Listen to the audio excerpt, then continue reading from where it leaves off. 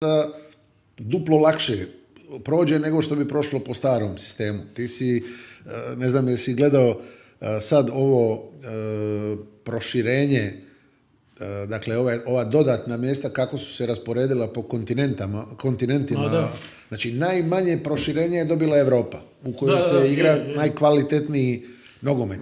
Europa i Južna Amerika, ali u Južnoj Americi ima zemalja koliko ima. Oni imaju one svoje kvalifikacije gdje su svi u istoj grupi, samo će pomaknuti malo crtu, ali ne može ih proći 10, mislim, prolazi ih 5 ili 6, sad će ih proći 7, ali ti si iz Azije, ti si iz Afrike poduplao broj i samim time si dobio dovoljno glasova da ti prođe ideja kakva god hoćeš.